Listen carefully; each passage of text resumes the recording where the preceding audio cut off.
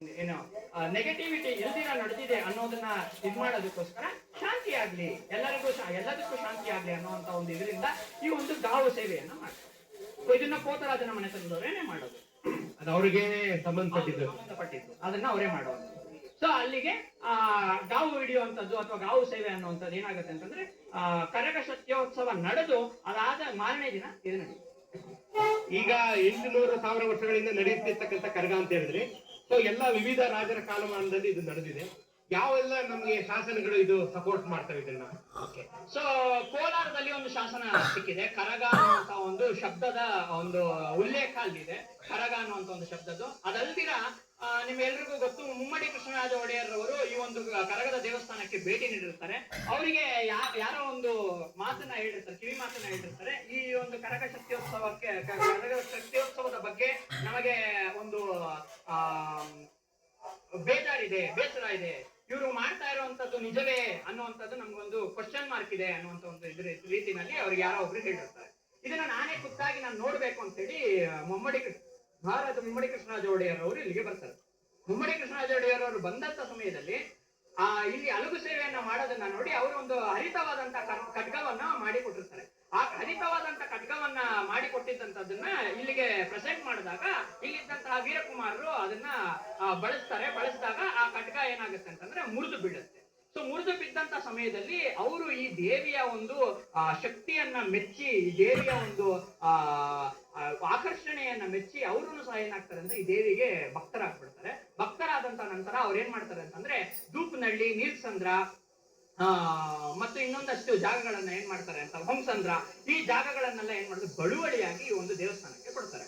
ಆ ದೇವಸ್ಥಾನಕ್ಕೆ ಕೊಟ್ಟಂತಹ ಈ ಒಂದು ಜಾಗಗಳು ಏನಕ್ಕೋಸ್ಕರ ಕೊಟ್ರು ಅಂತಂದ್ರೆ ಅಲ್ಲಿ ಬೆಳೆಯುವಂತಹ ಮಲ್ಲಿಗೆ ಹೂ ಆಗಿರ್ಬೋದು, ಈ ದೇವಸ್ಥಾನ ತಾಯಿಗೆ ಮಲ್ಲಿಗೆ ಹೂ ಅಂದ್ರೆ ಬಹಳ ಪ್ರೀತಿ, ಮಲ್ಲಿಗೆ ಹೂ ಆಗಿರ್ಬೋದು ಅಥವಾ ತರಕಾರಿಗಳಾಗಿರ್ಬೋದು, ಅದನ್ನ ಉಪಯೋಗಿಸ್ಕೊಂಡು ದೇವಸ್ಥಾನದ ಕಾರ್ಯಗಳನ್ನೆಲ್ಲವನ್ನು ಸಹ ನಡೆಸ್ಕೊಂಡು ಹೋಗ್ಲಿ ಅನ್ನುವಂತ ಒಂದು ರೀತಿಯಲ್ಲಿ ಈ ಒಂದು ಜಾಗಗಳನ್ನೆಲ್ಲ ಬಳುವಳಿಯಾಗಿ ಕೊಡ್ತಾರೆ. ಸೊ ಕರಗಕ್ಕೆ ಅವರು ಸಹ ಪ್ರಾಶಸ್ತ್ಯವನ್ನ ಕೊಟ್ಟಿದ್ರು. ನಂತರದ ಕಾಲಮಾನಗಳಲ್ಲಿ ನಾಲ್ವಡಿ ಕೃಷ್ಣರಾಜ ಒಡೆಯರ್ ಅವರು, ಅದಾದ ನಂತರ ಜಯಚಾಮರಾಜೇಂದ್ರ ಒಡೆಯರ್ ಅವರನ್ನು ಸಹ ಈ ಒಂದು ದೇವಸ್ಥಾನಕ್ಕೆ ಸಾಕಷ್ಟು ಇದನ್ನ ಕೊಡುಗೆಗಳನ್ನ ಕೊಟ್ಟಿದ್ದಾರೆ ಅನ್ನೋದನ್ನ ನಾವು ತಿಳಿದುಕೊಳ್ಳಬೇಕು. ಈ ಕರಗದ ಈ ಉತ್ಸವದಲ್ಲಿ ವಿವಿಧ ಜನಾಂಗಗಳು ಭಾಗವಹಿಸ್ತಾ ಇದೆಯಲ್ಲ, ಆ ಜನಾಂಗಗಳು ಹೇಗೆ ಇದು ಕಾಲಮಾನದಿಂದ ಇದನ್ನ ರೂಢಿಸ್ಕೊಂಡು ಚಾತಿ ಶಬ್ದಕ್ಕೆ ನಡ್ಕೊಂಡ್ ಬರ್ತಾ ಇರೋದ್ರ ಹಿಂದಿನ ಬಲವಾದ ಕಾರಣ ಏನು ನೋಡಿ? ಈ ಒಂದು ಕರಗ ಶಕ್ತಿಯೋತ್ಸವ ಏನ್ ನಡೆಯುತ್ತಲ್ವಾ, ಇದು ಪೇಟೆಯ ಒಳಭಾಗದಲ್ಲಿ ನಡೆಯುವಂಥದ್ದು. ಅಂದ್ರೆ ಕೋಟೆಯ ಒಳಗಡೆ ಇರುವಂತದ್ದು ಪೇಟೆ, ಅಕ್ಕಿಪೇಟೆ, ರಾಗಿಪೇಟೆ, ಗಾಣಿಗರ ಪೇಟೆ, ತಿಗಳರ ಪೇಟೆ, ಕುಂಬಾರ ಪೇಟೆ, ದೇವಾಂಗ ಪೇಟೆ, ಈ ರೀತಿ ಪೇಟೆಗಳೆಲ್ಲ ಇದೆಯಲ್ಲ, ಒಂದೊಂದು ಜನಾಂಗಕ್ಕೆ ಒಂದೊಂದು ಪೇಟೆಯನ್ನ ಆಗಿನ ಕಾಲದಲ್ಲಿ ಕೊಟ್ಟಂತದ್ದು. ಈ ಒಂದೊಂದು ಜನಾಂಗಕ್ಕೆ ಕೊಟ್ಟಂತಹ ಪೇಟೆಗಳಲ್ಲಿ ಒಬ್ಬೊಬ್ರು ಒಂದೊಂದು ಕೆಲಸವನ್ನ, ಈ ಒಂದು ಕರಗಕ್ಕೆ ಬೇಕಾದಂತಹ ವಸ್ತುಗಳನ್ನೆಲ್ಲ ಆಗಿನ ಕಾಲದಲ್ಲಿ ಎಲ್ಲರೂ ಸಹ ಸಂಗ್ರಹಿಸ್ತಾ ಇದ್ರು. ಈಗ ಎಲ್ಲ ನಾವು ನೋಟ್ ಇದೆ, ಮೆಟಾಲಿಕ್ ಕರೆನ್ಸಿ ಇದೆ ಅಥವಾ ಡಿಜಿಟಲ್ ಕರೆನ್ಸಿ ಇದೆ. ಆಗಿನ ಕಾಲದಲ್ಲಿ ಬಾರ್ಟರ್ ಸಿಸ್ಟಮ್, ಯಾರಿಗಾದ್ರೂ ಒಂದು ಬೇಕು ಅಂತಂದ್ರೆ ಒಂದು ಕೊಟ್ಟು ಒಂದು ತಗೊಳ್ಬೇಕಾಗಿತ್ತು. ಈಗ ನೋಡಿ, ನೀವು ತೇರನ್ನ ಎಳೆಯುವಂತವರು ಬಲಜಿಗ ಜನಾಂಗದವರು. ಸೊ ಅವರೇನೆ ಈ ಒಂದು ತೇರಿನ ಕಂಪ್ಲೀಟ್ ಉಸ್ತುವಾರಿಯನ್ನ ಇಟ್ಕೊಂಡಿರುವಂತವ್ರು ಅವರು. ಸೊ ಆ ತೇರನ್ನ ಕರ್ಕೊಂಡು ಹೋಗಿ ಮಾರ್ಕೆಟ್ ಸರ್ಕಲ್ ನಲ್ಲಿ ಇದು ಮಾಡಿ ಮತ್ತೆ ವಾಪಸ್ ಕರ್ಕೊಂಡು ಬರುವಂತವರಿಗೂ ಸಹ ಅವ್ರದೇ ಉಸ್ತುವಾರಿ ಇರುತ್ತೆ. ಅದೇ ರೀತಿಯಲ್ಲಿ ಗಾಣಿಗರ ಪೇಟೆ ಅಂತ ಇದೆ. ಸೊ ಈ ಬಲಿಜಿಗ ಜನಾಂಗದವ್ರು ಏನ್ ಮಾಡ್ತಾರೆ ಅಂತಂದ್ರೆ, ಯಾರು ಕರಗ ಹೊರ್ತಾರೆ, ಕರಗದ ಪೂಜಾರಿಗಳಿಗೆ ಕೈಗೆ ಬಳೆ ಶಾಸ್ತ್ರವನ್ನ ಮಾಡಿಸೋದಾಗಿರ್ಬೋದು. ಮತ್ತೆ ದೇವಾಂಗ ಶಕ್ತಿ ಪೇಟೆ ಅಂತ ಇದೆ, ದೇವಾಂಗ ಪೇಟೆಯಿಂದ ತಾಯಿಗೆ ಸೀರೆಯನ್ನ ಕೊಡೋದಂತಾಗಿರ್ಬೋದು. ಅವರು ನೇಯ್ಗೆ ವೃತ್ತಿ, ನೇಯ್ಗೆ ಮಾಡೋದ್ರಿಂದ ಅವರು ಸೀರೆಯನ್ನ ತಗೊಂಡು ಕೊಡೋದಂತಾಗಿರ್ಬೋದು. ಹೀಗೆ ಉಳಿದಂತ ಎಲ್ಲಾ ಜನಾಂಗದವರು. ಮತ್ತೆ ಕುಂಬಾರಪೇಟೆ ಅಂತ ಇದೆ, ಕುಂಬಾರಪೇಟೆ ಅಂತ ಹೇಳಿ ಅವರು ಸಹ ಇಲ್ಲಿಗೆ ನಡ್ಕೊಳ್ತಾರೆ. ಅವರು ಸಹ ಆಗಿನ ಕಾಲದಲ್ಲಿ ಮಡಿಕೆ ಅಥವಾ ಮತ್ತೊಂದು ಇಲ್ಲಿಗೆ ಏನೇನೆಲ್ಲ ಬೇಕಾಗಿತ್ತು ಅವೆಲ್ಲವನ್ನು ಸಹ ತಗೊಂಡು ಬಂದು ಕೊಡ್ತಾ ಇದ್ರು. ಈ ರೀತಿ ಅವ್ರು ಏನ್ ಮಾಡ್ತಾ ಇದ್ರು, ಪ್ರತಿಯೊಬ್ಬರನ್ನು ಸಹ ಆಗಿನ ಕಾಲದಿಂದ ತಮ್ಮ ತಾತನ ಮುತ್ತಾತನ ಕಾಲದಿಂದಲೂ ಸಹ ಈ ಒಂದು ಕರಗ ಶಕ್ತಿಯೋತ್ಸವ ಏನ್ ನಡೀತಾ ಬಂದಿದೆ, ಇದನ್ನ ಅವರು ಚಾಚು ತಪ್ಪದಿರ ನಡ್ಸ್ಕೊಂಡು ಬಂದಿದ್ದಾರೆ. ಚಾಚು ತಪ್ಪದಿರ ನಡ್ಸ್ಕೊಂಡು ಬಂದಿರೋದ್ರಿಂದ ಏನಾಗ್ತಾ ಇದೆ ಅಂತಂದ್ರೆ, ನನ್ನ ತಾಯಿ, ನನ್ನ ತಂದೆ ಮಾಡಿದ್ರು, ನನ್ನ ತಾತ ಮಾಡಿದ್ರು, ಅವ್ರ ತಾತ ಮಾಡಿದ್ರು, ಇವರೆಲ್ಲರನ್ನೂ ಮಾಡಿರೋದ್ರಿಂದ ನಾವೇನ್ ಮಾಡ್ಬೇಕು ಅಂತಂದ್ರೆ ನಾವು ಅದನ್ನ ಚಾಚು ತಪ್ಪದಿರ ಪಾಲಿಸ್ಕೊಂಡು ಹೋಗ್ಬೇಕು ಅನ್ನೋದ್ರಿಂದ ಏನ್ ಮಾಡ್ತಾ ಇದ್ದಾರೆ ಅಂತಂದ್ರೆ, ಆ ತಾಯಿಯ ಶಕ್ತಿ, ಆ ತಾಯಿಯ ಮಹಿಮೆ ಹೊರತು ಬೇರೆ ಇನ್ನೇನು ಇಲ್ಲ. ಆ ತಾಯಿಯ ಶಕ್ತಿ, ಆ ತಾಯಿಯ ಮಹಿಮೆ ವರ್ಷಕ್ಕೆ 3 ದಿನ, ಪ್ರತಿ ವರ್ಷಕ್ಕೆ 3 ದಿನ ಕೈಗೂ ಸಾಗಿ ಅವಳು ನೀವು ಹಸಿ ಕರಗವನ್ನ ನೀವು ನೋಡೋದಾದ್ರೆ ರೆಡ್ ಬಟ್ಟೆನಲ್ಲಿ ಅದನ್ನ ಇದ್ ಮಾಡಿರ್ತಾರೆ. ಮಗು ಹುಟ್ಟಿದಾಗ ಯಾವ ಕಲರ್ ಅಲ್ಲಿ ಇರುತ್ತೆ? ರಕ್ತ ಸಿಕ್ತವಾಗಿ ರೆಡ್ ಕಲರ್ ಅಲ್ಲಿ ಇರುತ್ತೆ. ಅದನ್ನ ಸೂಚಿಸುವಂತಹ ಸಂಕೇತವೇ ಆ ಒಂದು ರೆಡ್ ಬಟ್ಟೆ. ಆ ಮಗು ಹುಟ್ಟಿದ ನಂತರ ಏನ್ ಮಾಡ್ತಾರೆ? ಕಂಕಳಲ್ಲಿ ಕೂರಿಸ್ಕೊಂಡು ಹೋಗ್ತಾರೆ. ಅದೇ ರೀತಿಯಲ್ಲೇ ಕಂಕಳಲ್ಲಿ ಕೂರಿಸ್ಕೊಂಡು ಕೊರವಂಜಿ ಗೀತೆಯನ್ನ ಹಾಡಿ ಲಾಲಿ ಹಾಡಿದಂಗೆ ಆ ಕೊರವಂಜಿ ಗೀತೆಯನ್ನ ಹಾಡ್ಕೊಂಡು ಕರ್ಕೊಂಡು ಬಂದು ಅವಳನ್ನ ಶಕ್ತಿ ಪೀಠದಲ್ಲಿ ಸ್ಥಾಪನೆ ಮಾಡ್ತಾರೆ. ಶಕ್ತಿ ಪೀಠದಲ್ಲಿ ಸ್ಥಾಪನೆ ಮಾಡಿದ ನಂತರ 3 ದಿನ ಇಡೀ ಬಹಿಲಿಕುಲ ಕ್ಷತ್ರಿಯ ಜನಾಂಗದವರೆಲ್ಲರೂ ಸಹ ಬಂದು ಅವರವರ ಮನೆಯಿಂದ ಬಂದು ತಂಬಿಟ್ಟಾರತಿ ಇನ್ನೊಂದು ಮತ್ತೊಂದು ಎಲ್ಲವನ್ನ ಮಾಡಿ ತಗೊಂಡು ಬಂದು ಆ ತಾಯಿಗೆ ಅರ್ಪಣೆಯನ್ನ ಮಾಡಿ ಆ ತಾಯಿಯನ್ನ ಕೈ ಮುಗಿದು ನಮಸ್ಕಾರ ಮಾಡ್ಕೊಂಡು ಹೋಗ್ತಾರೆ. ಕೇವಲ ಬಹಿಲಿಕುಲ ಕ್ಷತ್ರಿಯ ಜನಾಂಗದವರಲ್ಲ, ನೀವು ಕೇಳಿದ ಹಾಗೆ ಎಲ್ಲಾ ಜನಾಂಗದವರು ಸಹ ಬಂದು ಇಲ್ಲಿ ನೋಡ್ಕೊಂಡು ಹೋಗೋದು ಏನಕ್ಕೆ ಯಾಕೆ ನಡ್ಕೊಳ್ತಾರೆ ಅಂತಂದ್ರೆ, ಸಾಕ್ಷಾತ್ ಆದಿಶಕ್ತಿ ದ್ರೌಪದಿ ತಾಯಿ ಧರೆಗೆ ಇಳಿದು ಬಂದು ನಮ್ಮೆಲ್ಲರಿಗೂ ಸಹ ದರ್ಶನ ಕೊಡ್ತಾ ಇದ್ದಾಳಲ್ಲ, ಈ 3 ದಿನ ನಾವು ಅವಳಿಗೋಸ್ಕರ ಡೆಡಿಕೇಟ್ ಮಾಡೋಣ ಅನ್ನುವಂತ ರೀತಿಯಲ್ಲಿ, ಅವಳಿಗೆ ಸಂಪೂರ್ಣವಾಗಿ ಸಮರ್ಪಣೆ ಮಾಡ್ಕೊಳ್ಳೋಣ ಅನ್ನುವಂತ ರೀತಿಯಲ್ಲಿ ಈ ಇಷ್ಟೂ ವರ್ಷಗಳ 800 ವರ್ಷಗಳ ಇತಿಹಾಸ ಉಳ್ಳಂತ ಕರಗಕ್ಕೆ ಎಲ್ಲರೂ ಸಹ ಅದೇ ರೀತಿಯಲ್ಲಿ ನಡ್ಕೊಳ್ತಾ ಬಂದಿದೆ. ಈಗ ಇಷ್ಟೊತ್ತು ನೀವು ದ್ರೌಪದಿ ಧರ್ಮರಾಯ ಅದೆಲ್ಲ ಹೇಳಿದ್ರಿ, ಕುಂತಿಗೂ ದ್ರೌಪದಿಗೂ ಇರುವಂತ ಒಂದು ಈ ಕರಗದ ಒಂದು ಸನ್ನಿವೇಶ ಅದನ್ನ ಹೇಳ್ಬೇಕು. ಈಗ ನೀವು ಕರಗ ನಡೆಯುವಂತಹ ಸಮಯದಲ್ಲಿ ಈ ತೇರಿನಲ್ಲಿ ನೀವು ನೋಡ್ತೀರಾ, ತೇರಿನಲ್ಲಿ ನಮ್ಮ ಈ ಒಂದು ಧರ್ಮರಾಯ ಸ್ವಾಮಿ ದೇವಸ್ಥಾನದ ಒಳಗೆ ಮೂಲ ವಿಗ್ರಹ 2 ಇದೆ. ಕಲ್ಲಿನಿಂದ ಮಾಡಿರುವಂತಹ ವಿಗ್ರಹ. ಆ ಕಲ್ಲಿನಿಂದ ಮಾಡಿರುವಂತಹ ವಿಗ್ರಹ ಮೂಲ ವಿಗ್ರಹಗಳು ಯಾವ್ದ್ಯಾವ್ದು ಅಂತಂದ್ರೆ ಧರ್ಮರಾಯ ಮತ್ತು ಕೃಷ್ಣ. ಧರ್ಮರಾಯ ಮತ್ತು ಶ್ರೀಕೃಷ್ಣನ ವಿಗ್ರಹವನ್ನ ನೀವು ಕಾಣಬಹುದು. ಆದಿಶಕ್ತಿಯ ಶಕ್ತಿ ಪೀಠದ ಹಿಂಭಾಗದಲ್ಲಿ ಚಿಕ್ಕದಾದಂತಹ ಒಂದು ಗಣೇಶನ ವಿಗ್ರಹ ಇದೆ. ಆ ಗಣೇಶನ ವಿಗ್ರಹ ನಿಮ್ಮೆಲ್ಲರಿಗೂ ಸಹ ಎಲ್ಲೂ ಸಹ ಸಾಕಷ್ಟು ಕಾಣ ಸಿಗೋದಿಲ್ಲ. ಯಾಕಂದ್ರೆ ಮುಂದೆಗಡೆ ಆದಿಶಕ್ತಿ ಕೂತಿರ್ತಾಳೆ, ಅದರಿಂದ ನಾವು ಯಾರು ಸಹ ನೋಡೋದಕ್ಕಾಗಲ್ಲ. ಆದಿಶಕ್ತಿಯ ವಿಗ್ರಹವೂ ಸಹ ಪಂಚಲೋಹದಿಂದ ಮಾಡಿರುವಂತಹ ವಿಗ್ರಹವೇ. ಇಲ್ಲಿ ಕಲ್ಲಿನ ವಿಗ್ರಹ ನಾವು ನೋಡೋದಕ್ಕೆ ಸಿಗೋದಿಲ್ಲ.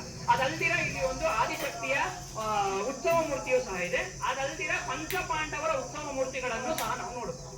ಪಂಚಪಾಂಡವರ ಉತ್ಸವ ಮೂರ್ತಿಗಳ ಜೊತೆಗೆ ಕುಂತಿದೇವಿಯ ಯಾವುದೇ ರೀತಿಯಾದ ವಿಗ್ರಹ ಇಲ್ಲಿ ಇರೋದಿಲ್ಲ. ಆದ್ರೆ ಕರಗ ನಡೆಯುವಂತಹ ದಿನ ಯಾವತ್ತು ಈ ಒಂದು ಧ್ವಜಾರೋಹಣ ಆಗುತ್ತೆ, ಆ ಧ್ವಜಾರೋಹಣದ ದಿನದಿಂದ ಕರಗ ಮುಗಿಯೋವರೆಗೂ ಸಹ ತ್ರಿಶೂಲಧಾರಿಯಾಗಿ ದಡ್ಡಯ್ಯಪ್ಪ ಮನೆತನದವರು ಮುಂದೆ ಹೋಗ್ತಾರೆ. ಆ ತ್ರಿಶೂಲವನ್ನ ಕೊಂತಮ್ಮ ಅಂತ ಹೇಳಿ ಕರೀತಾರೆ. ಕೊಂತಮ್ಮ ಅನ್ನುವಂಥವ್ಳು ಏನು ಅಂತಂದ್ರೆ, ಕೊಂತಮ್ಮ ಅನ್ನುವಂಥವ್ಳು ಬೇರೆ ಯಾರು ಅಲ್ಲ, ದ್ರೌಪದಿ ದೇವಿಯ ಅತ್ತೆ ಆದಂತಹ ಕುಂತಿ ದೇವಿ. ಈ ಕುಂತಿ ದೇವಿಯ ಅಥವಾ ಕೊಂತಮ್ಮ ಈ ಒಂದು ತ್ರಿಶೂಲವನ್ನ ತಗೊಂಡು ಅವ್ರು ಏನ್ ಮಾಡ್ತಾರೆ ಅಂತಂದ್ರೆ, ಆರತಿ ದೀಪ ನಡೆಯುತ್ತೆ 6ನೇ ದಿನ.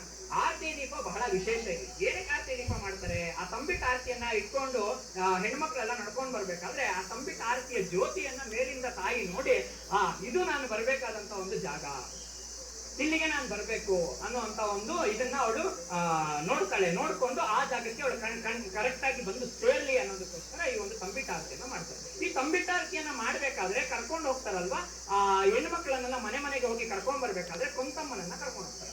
ಆ ಕೊಂತಮ್ಮನೇ ಹೋಗಿ ಕುಂತಿದೇವಿನೇ ನನ್ನ ಸೊಸೆ ಬರ್ತಾ ಇದ್ದಾಳೆ, ನೀವೆಲ್ಲರೂ ಸಹ ಅವಳನ್ನ ವೆಲ್ಕಮ್ ಮಾಡೋದಕ್ಕೆ ಬನ್ನಿ ಅಂತೇಳಿ ಆ ಕೊಂತಮ್ಮ ಹೋಗಿ ಕೊಂತ ಪೂಜೆ ಅಂತೇಳಿ ಪ್ರತಿಯೊಬ್ಬ ಹೆಣ್ಣು ಮಕ್ಕಳ ಮನೆಗಳಿಗೂ ಹೋಗಿ ಅದನ್ನ ನೆರವೇರಿಸ್ಕೊಂಡು ಬರ್ತಾರೆ. ಅದರಿಂದ ಇಲ್ಲಿ ನಿಮಗೆ ಕುಂತಿಯ ವಿಗ್ರಹವನ್ನ ಕಾಣ ಸಿಗೋದಿಲ್ಲ. ಅದಾದ ನಂತರ ಬೇರೆ ಎಲ್ಲ ನಕುಲ, ಸಹದೇವ, ಭೀಮ, ಅರ್ಜುನ, ಧರ್ಮರಾಯ ಎಲ್ಲರ ವಿಗ್ರಹವೂ ಸಹ ಇದೆ. ಧರ್ಮರಾಯನ ವಿಗ್ರಹವನ್ನ ಇಲ್ಲಿ ತಗೊಂಡು ಬರೋದಿಲ್ಲ. ಇದು ನಾವು ತಮಿಳುನಾಡಿನಲ್ಲಿ ನಮಗೆ ಹೇಳಿದಂತಹ ಒಂದು ವಿಚಾರ. ಎಲ್ಲಿ ಆಗಲಿ ಯಾವುದೇ ದ್ರೌಪದಿ ದೇವಸ್ಥಾನ, ಧರ್ಮರಾಯ ಸ್ವಾಮಿ ದೇವಸ್ಥಾನದಾಗಲಿ ಎಲ್ಲೂ ಸಹ ಧರ್ಮರಾಯನ ವಿಗ್ರಹವನ್ನ ಆಚೆ ಕಡೆ ತಗೊಂಡು ಬಂದು ಮೆರವಣಿಗೆ ಮಾಡುವಂತ ಪದ್ಧತಿ ಇಲ್ಲ. ಯಾಕೆ ಅಂತಂದ್ರೆ ಧರ್ಮರಾಯ ಧರ್ಮಕ್ಕೆ ಶ್ರೇಷ್ಠವಾದಂತ. ಅವನು ಯಾರೇ ಬಂದು ಏನೇ ಕೇಳಿದ್ರು ಏನ್ ಮಾಡ್ತಾನೆ ಅಂದ್ರೆ ಧರ್ಮವನ್ನ ಅವನ ಕೈಯಲ್ಲಿ ಏನಿತ್ತು ಅವನು ಇಲ್ಲ ಅಂತ ಹೇಳೋದಿಲ್ಲ. ಕರ್ಣ ಹೇಗೋ ಹಾಗೇ ಧರ್ಮರಾಯನು ಸಹ ಎಲ್ಲವನ್ನ ಸಹ ಕೊಟ್ಬಿಡ್ತಾನೆ. ಧರ್ಮರಾಯನನ್ನ ಏನಾದ್ರು ತಗೊಂಡ್ ಬಂದ್ರು ಅಂತಂದ್ರೆ ಆಚೆ ಕಡೆ ಅಡಿಗೆ ಚಿನ್ನ, ವಜ್ರ, ವೈಡೂರ್ಯ ಏನಿದೆಯೋ ಎಲ್ಲವನ್ನು ಸಹ ಕೊಡ್ಬೇಕಾಗುತ್ತೆ ಅನ್ನೋಂತ ಒಂದೇ ಕಾರಣಕ್ಕೋಸ್ಕರ ಅರ್ಜುನ ಮತ್ತು ದ್ರೌಪದಿಯನ್ನೇ ಕೂರಿಸೋದು. ಮತ್ತೆ ಕಲ್ಯಾಣೋತ್ಸವ ನಡೆಸ್ತಾರೆ. ಕಲ್ಯಾಣೋತ್ಸವ ನಡೆಸಬೇಕಾದ್ರೂ ಸಹ ದ್ರೌಪದಿ ಮತ್ತು ಅರ್ಜುನನಿಗೆ ಕಲ್ಯಾಣೋತ್ಸವ ನಡೆಸ್ತಾರೆ. ಈ ತೇರು ಹೋಗುವಂತ ಉದ್ದೇಶ ಅದನ್ನೇ ಇನ್ನೊಂದ್ಸರಿ ಅದನ್ನೇ ನೀವು ಹೇಳ್ಬೇಕು.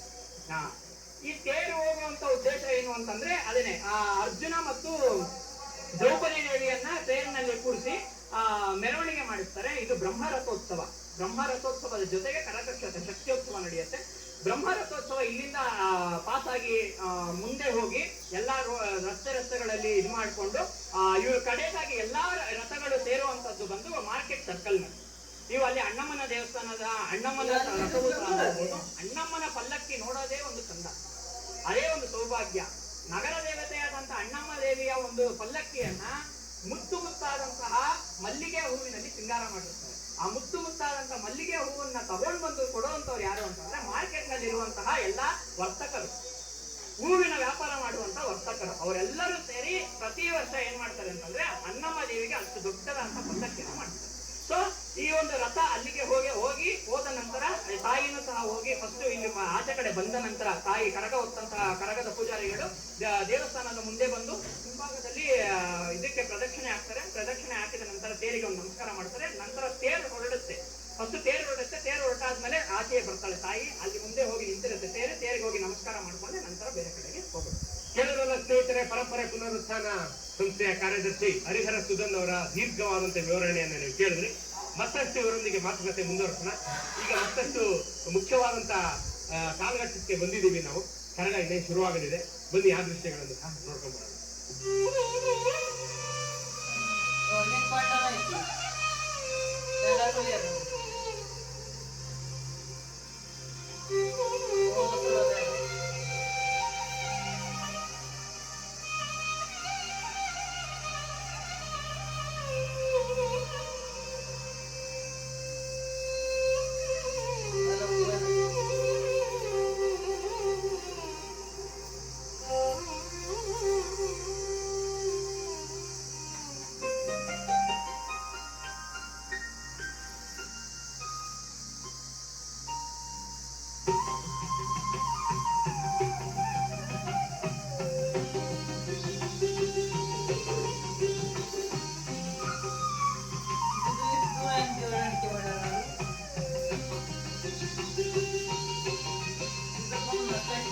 Dale,